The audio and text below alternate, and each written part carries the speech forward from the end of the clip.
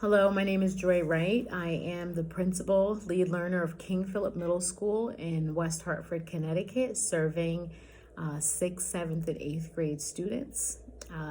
When I think about my role in contributing to a community, as any educator does, but as a leader, an educator who leads, it is really providing the space and the structure for educators and parents and students to come together to support the realization of each student's potential.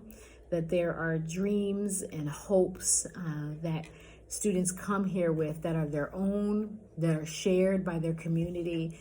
And it's really our job to help them realize those and to help provide them with the skills and the experiences to launch them into young adulthood as they are here during very critical years during their development. And so I'm glad to be a part of that development. And I think that in any community, educators serve an important role in the development of society's citizens. When I think about Black history and the importance of Black History Month, I think about celebrating the contributions of a group of people, Black people that existed before we were even brought to this country. So before that time, there was a history. And so I think when I think about Black history, it's not just contained to Black American history, but it's contained to a history that starts on the continent of Africa. And when I think about Black History Month and why it still matters, it's because we've still only put it in this small nugget when it is so vast, and because we still compartmentalize what is important history versus seeing the contributions of all people to the history, our collective history as citizens in this country and beyond.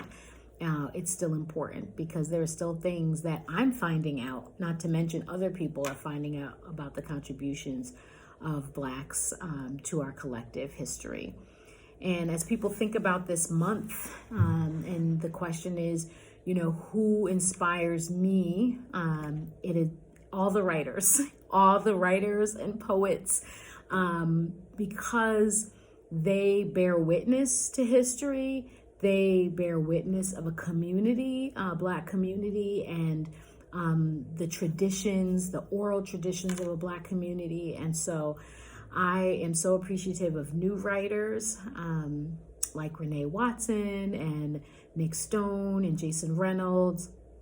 But I go back to the ancestral writers, if you will, Alice Walker, Dr. Maya Angelou, James Baldwin, Langston Hughes, Gloria Naylor, Audre Lorde. Like, those are people, because young adult literature didn't exist in the same way that it does now with Black authors. That's who I go back to. And so I think they're so critical because they speak of a community that wasn't always highlighted in the best way, but that we all experienced.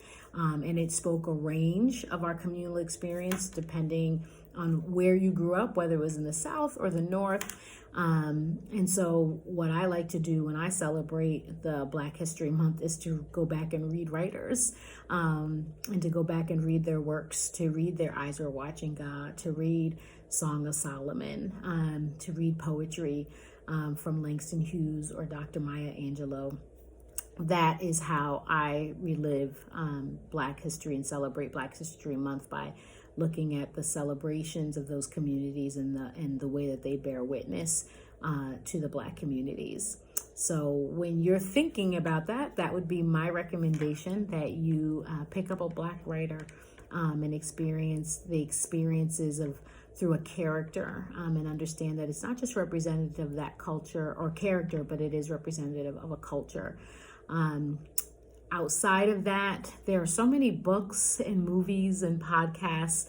What is wonderful about now is that there is just a myriad of resources. So if you just look it up, you will find something that I'm sure will teach you something and identify something that you didn't learn or know, and hopefully open yourself up to understanding in a way that you don't now, and help you appreciate the contributions of the Black community to our greater history as a collective, as well as celebrate the contributions of a group of people.